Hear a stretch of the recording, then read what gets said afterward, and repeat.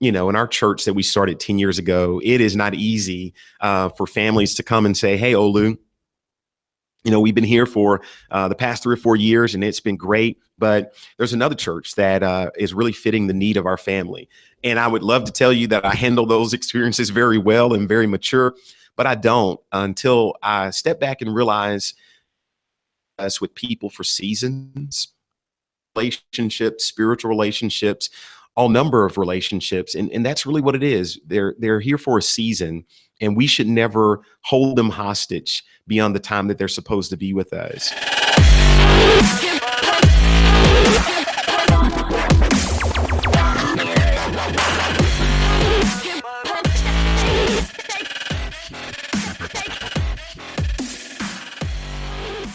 And we're live. Well, thank you for watching another episode of the Jude 3 Project podcast. As always, I'm your host, Lisa Fields, the founder of the Jude 3 Project. And today I'm joined by another special guest, Pastor Olu Brown. Welcome, Pastor Brown. Welcome. Thank you so much for having me on. It's a pleasure. And did I pronounce your first name right? You said what? You went out a little bit there. Okay. Yes, Olu is correct. Okay. I just wanted to make sure. For those who don't know who you are, can you just give them a little bit of background? So my full name is Olu Jimmy Brown. I was born and raised in Texas and had a wonderful opportunity to go to school there in Texas for high school and also undergrad at Jarvis Christian College, and then came to Atlanta, Georgia to attend seminary at the INTC. While there, worked at a local church called Cascade United Methodist Church and had a wonderful time as a youth pastor and associate pastor. And around that time, I really sensed God was calling me to plant a new church here in the Atlanta area. And so 10 years ago, a group of 25 of us started Impact Church in 2007. And since then, we've been moving right along and just celebrated our 10th anniversary as a local church. And we believe, as our tagline, doing church differently. So that has been some of my journey as it relates to professionally. Two wonderful children, Daya and Langston, and my wife, Farah. And so we're all a part of this Metro Atlanta journey. That's awesome. That's awesome. And I heard about you when we were at Clark Atlanta for our HBCU stop there. And they were telling me that there was an excitement around your church as it relates to the students at Clark Atlanta, and a lot of them attended your church. So it's good to meet you. I heard great things about the work you're doing in the Atlanta area, and it's something that we want to talk about today: how to engage along with your new book, but also how to engage young professionals, young adults, and millennials, because that seems to be a population of a group of people that the church isn't engaging well and losing. How are you able to engage my generation? Yeah, great question. One of the ways is because of the way I'm wired. To be honest with you, if I weren't a pastor or a clergy person, it would probably be pretty difficult for me to go to church. I would be one of those that you would have to encourage over and over again. So the work that I do day to day, foundational point to say, what encourages me to be connected to a local church and what things interest me. And so when I think about that as a foundational moment, then I also consider other people who may have that same thought process. And not to say all young adults or millennials feel that way, but it does create a different approach in the way I do ministry and think about ministry. And I don't think first about people who are already in the circle, if you will, but I think about those people who aren't necessarily convinced that the local church is the best answer, that Jesus Christ is the best answer. And so when I start from that starting point, it the way we think about marketing. It changes the way we think about a general announcement. It changes the way we do social media. It changes the way of our website layout. Everything has to shift when we think about those who aren't necessarily 100% convinced first. Mm-hmm. That's awesome. What is some of the responses you've got from the young adults and college students that do attend your church? Because as you said, when you were talking about how you're wired, a lot of young adults and Gen Zers feel that way because they feel like church is a waste of time. if there's no real engagement on, they feel like real issues, or if it's not transparent enough. What kind of is the feedback you're getting from the young people that attend Impact? The feedback we're getting is positive. Of course, I'm sure even our church isn't necessarily the platform for all people, including younger adults. So, depending on their background or where they come from geographically, spiritually, and academically, sometimes young people come here and say, wow, this is a little bit too contemporary for me, or it's too transparent for me. But overall, I think the feedback we get in general is pretty positive. But engage young people is we have a transportation pickup that goes specifically to the AU Center. Now, our church is 10 years old, and in the first few years, close to the AU Center in proximity, we intentionally did not pick up students because we saw a lot of churches doing that. Told the campus university pastors, look, we want to invest in you and not take students away from you. And so that was our process for the first few years. And we started seeing even more and more young people come to Impact. And it wasn't because we were picking them up. And so we realized, okay, maybe there's an opportunity here where we can still support the local campuses there in the Atlanta University Center and Georgia State and around, but we can also offer a service to pick up students who want to come and worship with us. And then the next part of that is at least once a month, we offer a free meal. And it's not, a meal where it's just a couple of sandwiches put together in Ziplocs, but it is from major food chains that have great and excellent food. And so we value and appreciate the students by connecting with them on a much deeper level than only picking them up for worship. Mm-hmm. That's awesome. That's awesome. When we think about HBCUs and that kind of with the center with Morehouse, Spelman, Clark Atlanta, one of the things that we're doing on the HBCU tour is talking about Christianity being the white man's religion, because we're seeing groups like Hebrew Israelites, Kemetic Science, kind of saying that, Christianity is a lie. You shouldn't go to church. You should kind of jettison those beliefs. Have you been seeing a lot of that, people kind of jettison Christianity because they think it's the white man's religion in that area?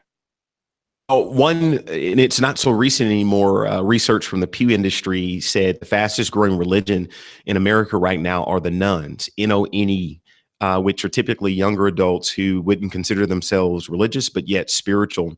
So whenever I see that or hear, from others saying, hey, why do I need this? Because this is someone else's religion.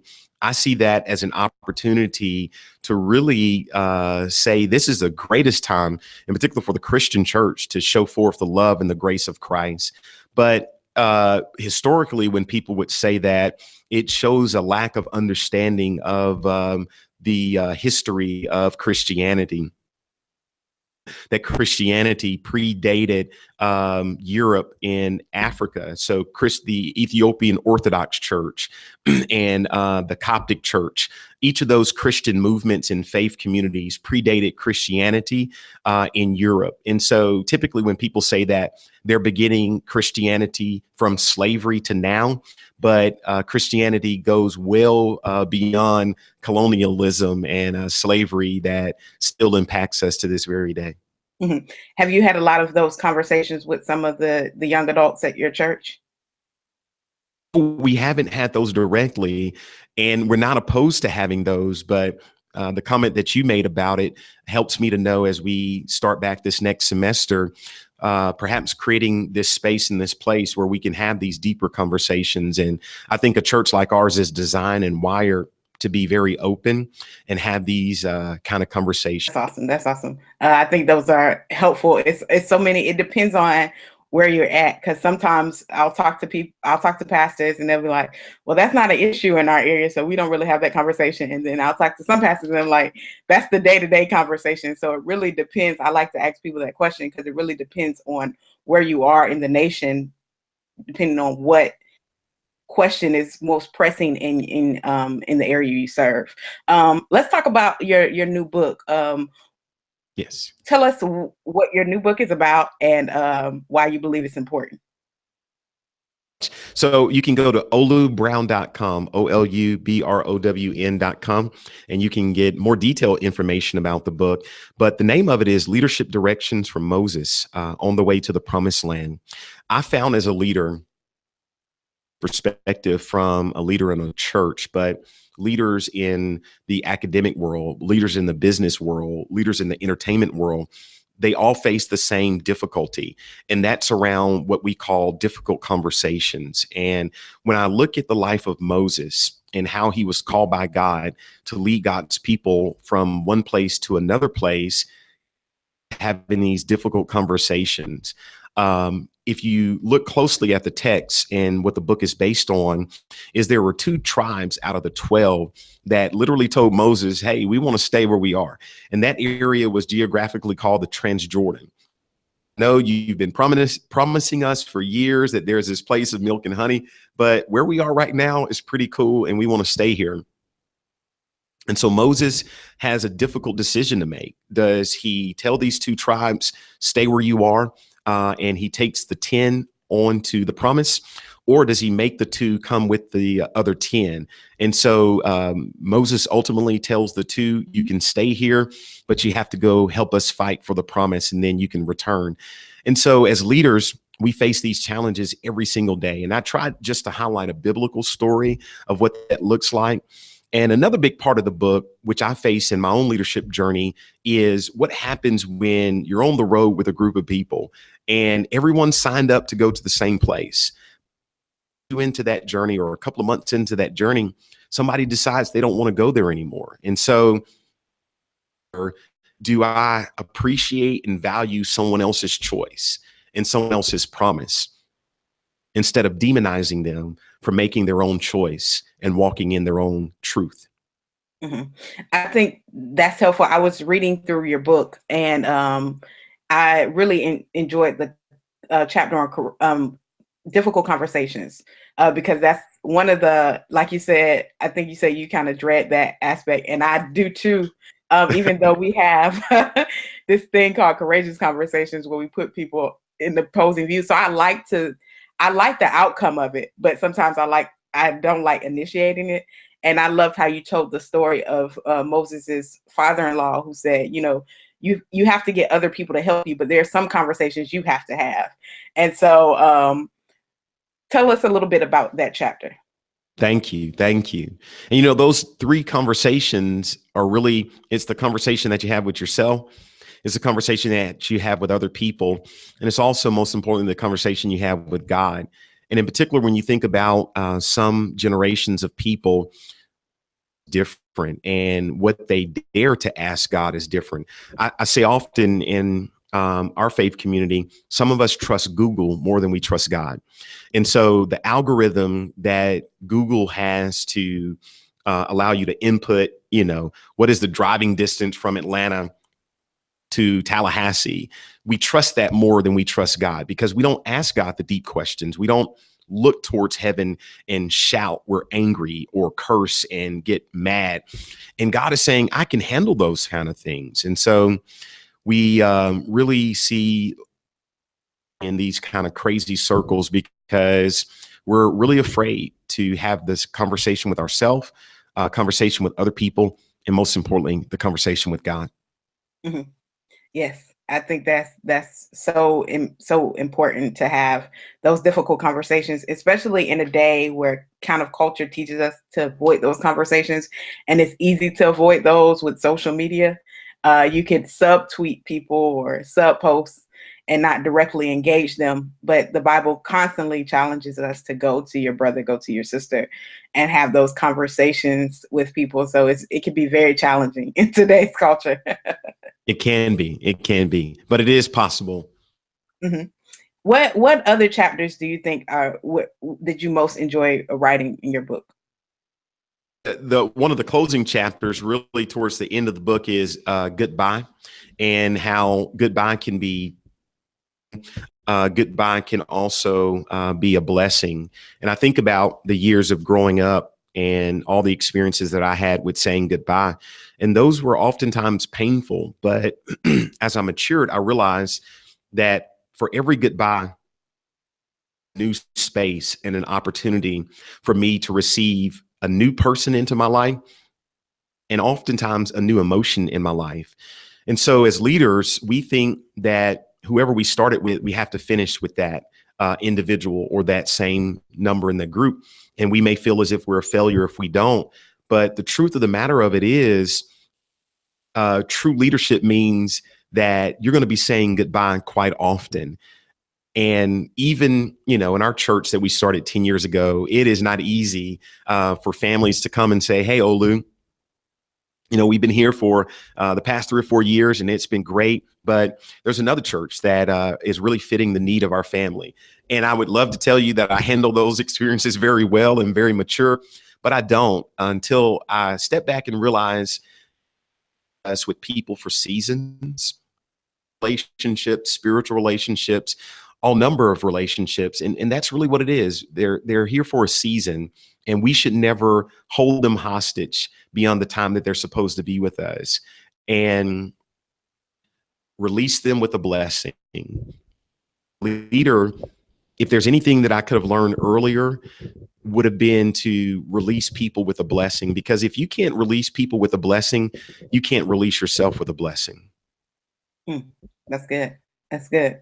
I love how early you were talking about God is big enough to handle our questions, because a lot of people walk around, and I think it's just like how when we aren't able to resolve conflict in with our friends or family members, we may be passive aggressive. I believe that a lot of people are passive aggressive towards God. They're present in church, but they have all these unanswered questions and bottled up frustration with God. And for a long time in certain Black spaces, you encourage not to question God. And I think it's so important, as you said, to voice those frustrations to God, because He already knows it. We're not hiding something from Him. He already knows everything about us. Why was that important for you to include that? And how have you seen encouraging people to do so help them heal? So what caused me to include that is my own personal leadership journey.